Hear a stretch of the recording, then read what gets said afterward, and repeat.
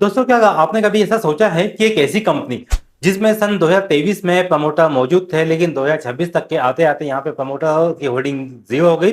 साथ ही इस कंपनी में से एफआईआईज भी चले गए, डीआईआईज भी चले गए और आखिर में क्या हुआ कि 100% शेयर होल्डिंग पब्लिक के पास में आ गई। यानी 100% शेयर होल्डर सिर्फ पब्लिक रहे यहाँ पे। फिर एक दिन ऐसा होता है कि 7 रुपए 81 पैसे का शेयर एक महीने के अंदर 22 रुपए 68 तक के दौड़ लगा देता है। यानी कि सिर्फ एक महीने के अंदर 3 गुना तक के यह शेयर रिटर्न दे देता है और उसके बाद अचानक से शेयर के अंदर बिकवाली का प्रेशर हावी होता है और वापिस से 22 रुपए 68 पैसे के भाव से ये शेयर 6 रुपए 94 पैसे पे आ जाता है और फिर इस स्टॉक में अचानक से ट्रेडिंग बंद हो जाती है और लाखों रुपए डिमेट अकाउंट में दिखाई दे रहे होते हैं, लेकिन ना यहाँ पे बाय कर सकते हैं और ना ही यहाँ पे सेल कर सकते हैं। अब सवाल यहाँ पे ये आता है कि आखिरकार ऐसा कैसे हुआ।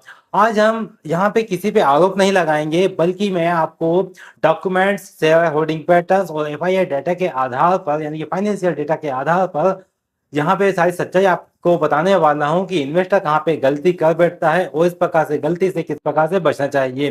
दोस्तों, मैं आपको आगे ये जानकारी भी प्रोवाइड करने वाला हूँ कि अगर किसी इन्वेस्टर का पैसा इस सस्पेंडेड डीलिस्टेड स्टॉक में फंसा हुआ है तो वो सस्पेंडेड और डीलिस्टेड स्टॉक से अपना पैसा किस प्रकार से निकाल सकता है, किस प्रकार से वो अपने पैसे को वापस से पा सकता है। अगर आप चाहते हैं कि इस टॉपिक के ऊपर मैं आपके लिए डिटेल एनालिसिस करके लेके आऊँ, डिटेल वीडियो लेके आऊँ, तो आप मेरे इस वीडियो पे 100 लाइक कीजिए। मैं आपके लिए इस टॉपिक के ऊपर पूरा डिटेल एनालिसिस करके लेके आऊंगा कि अगर आपका पैसा स्टॉक मार्केट में फंसा हुआ है या भविष्य में आपके साथ इस प्रकार की सिचुएशन ना बने कि कोई कंपनी मार्केट से डिलिस्ट हो जाती है या सस्पेंड हो जाती है और आपका पैसा वहां पे फंस जाता है, तो आप किस प्रकार से आप अपने पैसे को वहां से निकाल पाते हो, उसके लिए कौन कौन सी प्रोसेस होती है, वो प्रोसेस आपको फॉलो करना होता है। इन सारी बातों के ऊपर मैं डिटेल एनालिसिस लेके आने वाला हूँ। तो इस वीडियो के ऊपर आप 100 लाइक कर दीजिए और यह वीडियो अपने दोस्तों को भी शेयर कीजिए ताकि उन तक भी इंपॉर्टेंट जानकारी पहुंचे और इस प्रकार की जो सिचुएशन मार्केट में होती है,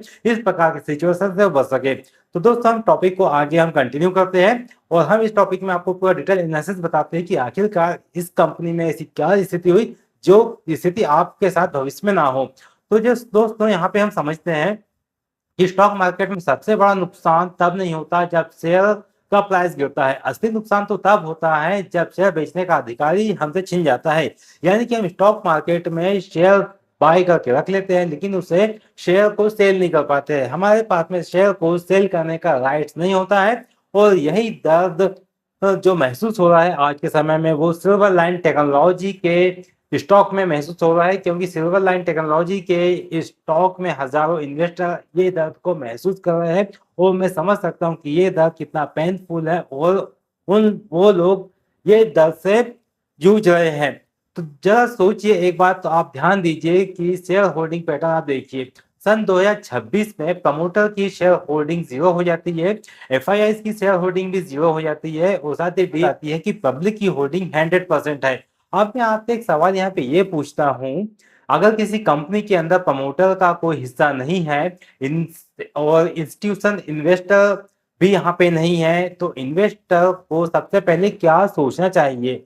यही कि इस ओनरशिप स्ट्रक्चर को गहराई से समझना चाहिए या नहीं समझना चाहिए। अब एक बात को आप ध्यान दीजिए कि अगर मान लो किसी कंपनी में प्रमोटर ही नहीं है, कंपनी को चलाने वाले ही नहीं है, तो उसमें ओनरशिप क्या है? कंपनी का डिसीजन कौन लेगा कि कंपनी आगे कितनी बढ़ेगी, क्या ग्रो करेंगी? अगर कंपनी में डिसीजन पावर ही नहीं है तो वो कंपनी किस प्रकार से मूव करेंगे, किस प्रकार से हमें उसके अंदर फ्यूचर देखने को मिलेगा? इस ओनरशिप स्ट्रक्चर को यहाँ पे गहराई से समझना चाहिए।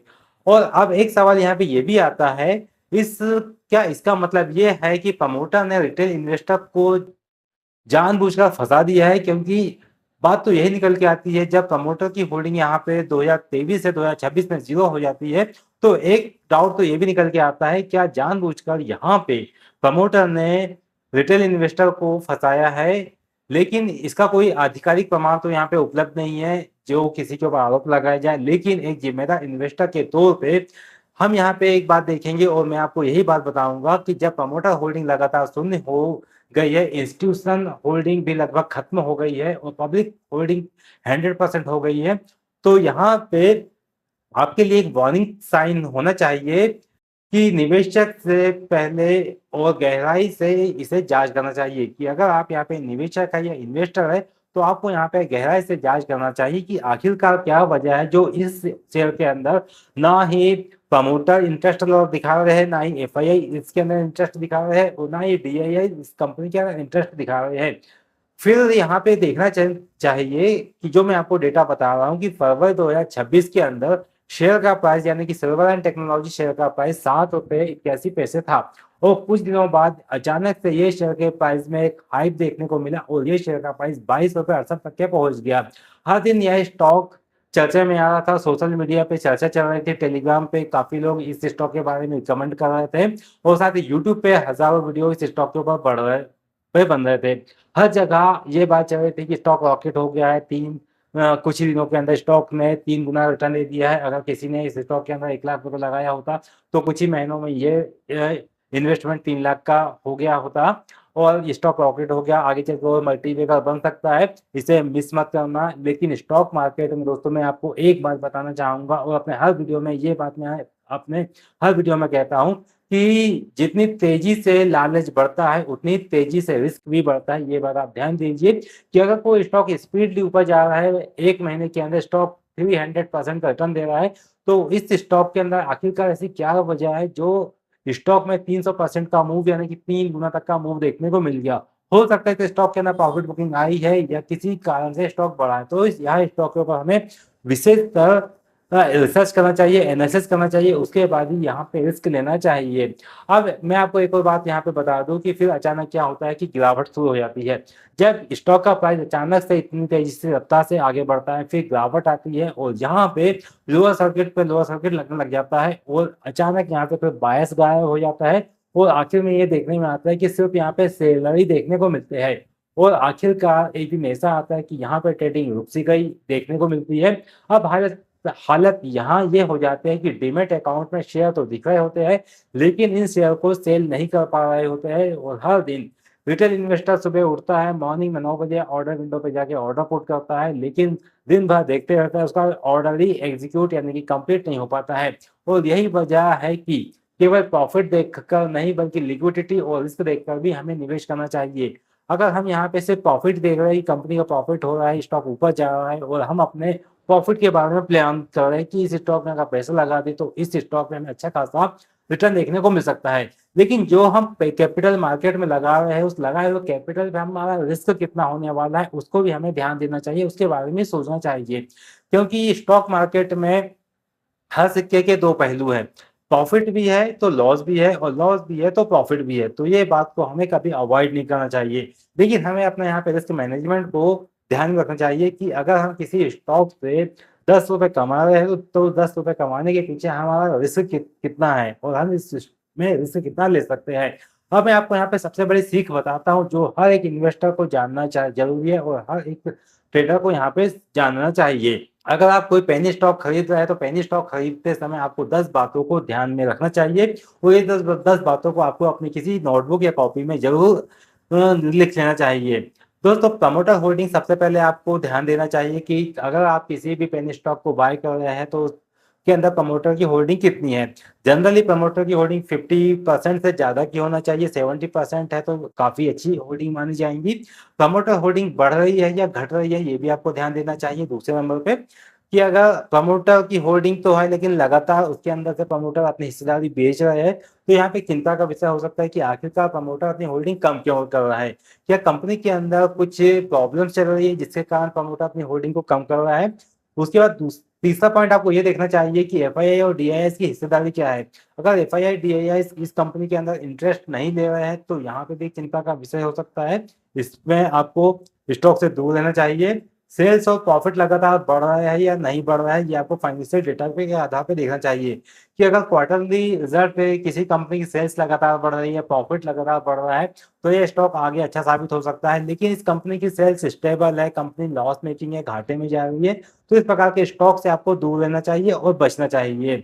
कैश फ्लो देखना चाहिए कि कंपनी का कैश फ्लो क्या है, कंपनी अपने कैश फ्लो कितना जनरेट कर पा रही है, यानी कि कंपनी को जो कमाई हो रही है वो उसके बिजनेस से आ रही है। कहीं ऐसा तो नहीं कि कंपनी के अंदर जो कमाई हो रही है वो अदर इनकम से आ रही है, लेकिन इसका जो मेन बिजनेस है उससे इनकम ही नहीं आ रही है। अगर मेन बिजनेस से कंपनी इनकम नहीं कमा पा रही है तो ये कंपनी के लिए एक रेड फ्लैग होता है, एक नेगेटिव साइन होता है। तो इसके ऊपर भी आपको ध्यान देना चाहिए। और अगले या पॉइंट में बताऊंगा कि कारपोरेट अनाउंसमेंट पे तो आपको विशेष ध्यान देना चाहिए, क्योंकि किसी पेनी स्टॉक के ऊपर आप निवेश कर रहे हैं तो कारपोरेट अनाउंसमेंट समय समय पे आते रहते हैं। उन कारपोरेट अनाउंसमेंट पे आपको ध्यान देना चाहिए। उन्हीं कारपोरेट अनाउंसमेंट के माध्यम से ये पता चलता है कि कहीं कंपनी के ऊपर डेप्थ ज्यादा तो नहीं है, कहीं कंपनी एनसीएलटी में तो जान तो नहीं रही है, क्या कंपनी यहाँ से डीलिस्ट तो नहीं हो रही है, या ट्रेडिंग सस्पेंड तो नहीं हो रही है। ये सारी बातें आपको कारपोरेट अनाउंसमेंट के माध्यम से पता चलती है।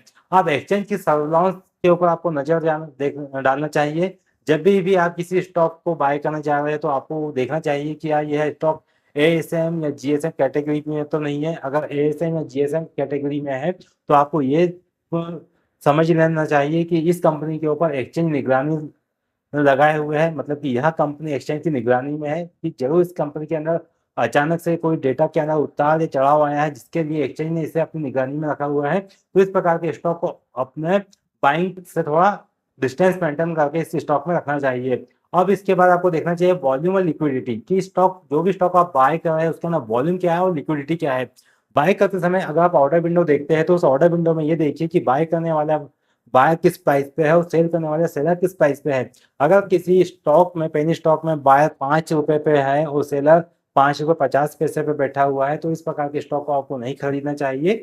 या कोई बड़ी कंपनी का स्टॉक जैसे कि यानी कि बड़े अमाउंट वाला प्राइस जो 500 रुपए की कैटेगरी में भी है, वो 500 रुपए के स्टॉक पे बाय करने वाला बैठा हुआ है, 520 पे सेल करने वाला बैठा हुआ है, यानी कि यहाँ पे लो लिक्विडिटी ये स्टॉक है। तो इस प्रकार के स्टॉक को आपको बाय नहीं करना चाहिए। अब कंपनी का बिजनेस वास्तव में क्या है ये भी देखना चाहिए। कंपनी का बिजनेस किस कैटेगरी में आ रहा है, किस कैटेगरी से बिलोंग कर रही है, क्या यह बिजनेस प्रॉफिट मेकिंग बिजनेस है, आगे क्या यह बिजनेस स्केल कर पाएगा। अगर हाँ तो इस स्टॉक में आप निवेश करने का प्लान कर सकते हैं, इस स्टॉक के बारे में आप एंटर कर सकते हैं। और एक इंपॉर्टेंट बात मैं आपको बताना चाहूंगा कि स्टॉक कितना ही अच्छा आपको क्यों ना लगा उसके अंदर आपको पूरा 100% आपको नहीं लगाना चाहिए। आप उतना ही निवेश कर रहे हैं जितना आप यहाँ पे रिस्क ले सकते हैं पर्टिकुलर स्टॉक में। और आपको तो यहाँ पे डाइवर्सिफिकेशन जरूर करना चाहिए, बिना डाइवर्सिफिकेशन के आपको स्टॉक मार्केट में निवेश नहीं करना चाहिए। अगर आपका पैसा सिल्वरलाइन टेक्नोलॉजी के स्टॉक में फंसा है तो यह वीडियो आपको दुखी करने के लिए दोस्तों नहीं है, बल्कि भविष्य में आप इस प्रकार की गलती ना दोहराएं या भविष्य में आपसे इस प्रकार की गलती ना हो, इसलिए यह वीडियो मैंने आपके लिए खास करके बनाया है। दोस्तों एक बात आप ध्यान रखिए कि स्टॉक मार्केट में पैसा कमाने से ज्यादा जरूरी है पैसे बचाना। अगर आपने स्टॉक मार्केट में आज पैसा बचा लिए तो कल भविष्य में आप स्टॉक मार्केट से पैसे बना सकते हैं, कमा सकते हैं। एक गलत स्टॉक आपका सारा पोर्टफोलियो को खराब कर सकता है, जैसा कि अभी यहाँ पे देखने में आ रहा है। काफी निवेशक सिल्वरलाइन टेक्नोलॉजी के स्टॉक में फंसे हुए हैं। लेकिन एक बात मैं आपको बताना चाहूंगा कि एक सही सीख आपके का पूरी इन्वेस्टमेंट स्ट्रेटेजी यानी कि इन्वेस्टमेंट जर्नी को बदल सकती है। इस वीडियो से अगर आपने कुछ सीखा है और आपको अगर इस वीडियो में कोई सीख मिली है तो यह वीडियो आप अपने दोस्तों तक के भी पहुंचाइए, यानी कि इस वीडियो को अपने दोस्तों में भी शेयर कीजिए ताकि यह इंपॉर्टेंट जानकारी उन तक के पहुंचे। क्योंकि अपर सर्किट देखकर निवेश ना करें। अगर आपका कोई दोस्त सिर्फ अपर सर्किट देख के निवेश करता है तो यह वीडियो जरूर उस तक के पहुंचाइए, क्योंकि अपर सर्किट में मोस्टली इन्वेस्टर फंसते हैं और यहीं पर टेप का शिकार होते हैं। अगला सिल्वर लाइनिंग टेक्नोलॉजी का स्टॉक किस नाम से हो सकता है, ये आपसे गलती ना हो, इसलिए इन बातों के ऊपर आप ध्यान रखिए और इन बातों को समझिए। यह वीडियो आपको कैसा लगा कमेंट करके आप अपना इंपॉर्टेंट व्यू जरूर दीजिएगा। और दोस्तों आपसे मैं एक बात और बताना चाहता हूँ कि जिन भी इन्वेस्टर का पैसा सिल्वर लाइन टेक्नोलॉजी या इस प्रकार के स्टॉक में फंसा हुआ है, जहां से वो अपने शेयर को बेच ही नहीं पा रहे हैं, उनका पैसा उलझा हुआ है और वो चाहते हैं कि वो अपना पैसा किस प्रकार से रिकवर कर सके वो निकल पाए, तो इसके टॉपिक के ऊपर अगर डिटेल एनालिसिस चाहते हैं तो इस वीडियो के ऊपर आप 100 लाइक कीजिए और यह वीडियो अपने दोस्तों को भी शेयर कीजिए। तो मैं आपके लिए डेडिकेटेड टॉपिक के ऊपर पूरा की पूरा एक डिटेल एनालिसिस लेके आऊंगा किस प्रकार से रिटेल इन्वेस्टर अपना पैसा निकाल सकता है, वो पैसा क्या डिलिस्ट हुआ स्टॉक वापिस से रीलिस्ट हो सकता है, क्या उनका पैसा वापिस से रिकवर हो सकता है। इसके ऊपर पूरा कंप्लीट एनालिसिस करके मैं आपके लिए जरूर लेके आऊंगा और पूरी इंफॉर्मेशन आपको दूंगा। आई होप आपको जानकारी पसंद आई होगी, तो वीडियो को लाइक कर दीजिए और दोस्तों में भी शेयर कीजिए। मिलते हैं दोस्तों अगले वीडियो में, तब तक के लिए आप अपना ध्यान रखिएगा। जय हिंद, जय Shri Ram. Thank you for joining. नमस्कार।